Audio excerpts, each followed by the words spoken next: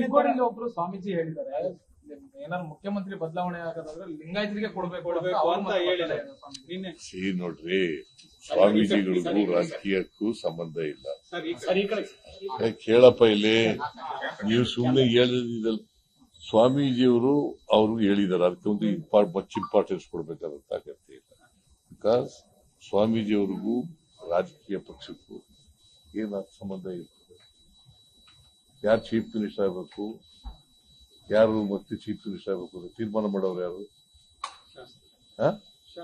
ಮತ್ತೆ ಶಾಸಕರು, ಪ್ರಜಾಪ್ರಭುತ್ವದಲ್ಲಿ ಶಾಸಕರು ತೀರ್ಮಾನ, ಮತ್ತೆ ಹೈಕಮಾಂಡ್ ತೀರ್ಮಾನ ಮಾಡಬೇಕು.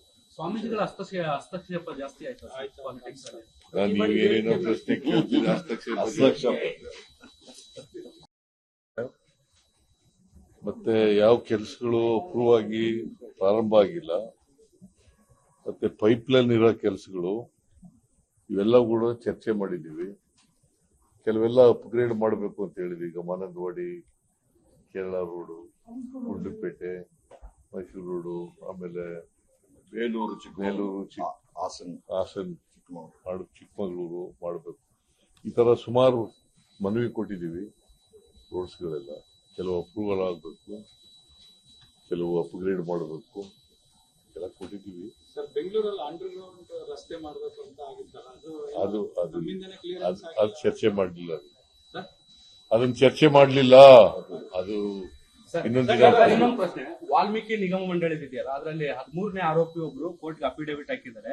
ಸಿಐಡಿ ಅವರು ನನಗೆ ಜೀವ ಬೆದರಿಕೆ ಆಗ್ತಿದ್ದಾರೆ, ನಾನು ಕೇಳಿದ ಕಡೆ ಸೈನ್ ಮಾಡುವಂತ ಒತ್ತಡ ಹಾಕ್ತಿದ್ದಾರೆ ಅಂತ ಅವರು ಕೋರ್ಟ್ ಒಂದು ಅಫಿಡೇವಿಟ್ ಹಾಕಿದ್ದಾರೆ.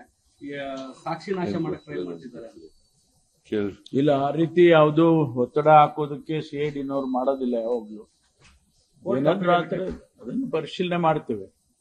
ಆ ರೀತಿ ಏನಾದ್ರು ಇದ್ರೆ ಪರಿಶೀಲನೆ ಮಾಡ್ತೀವಿ, ನಾವು ಅವ್ರ ಮೇಲೆ ಕ್ರಮ ತಗೊಂತೀವಿ. ಆ ರೀತಿ ಯಾವ್ದು ಮಾಡಕ್ ಸಾಧ್ಯ ಇಲ್ಲ. ಆ ತರ ಒತ್ತಡ ಹಾಕಕ್ ಪ್ರಶ್ನೆನೇ ಇಲ್ಲ. ಕಾನೂನು ರೀತಿ ಇನ್ವೆಸ್ಟಿಗೇಷನ್ ಮಾಡ್ತಾರೆ.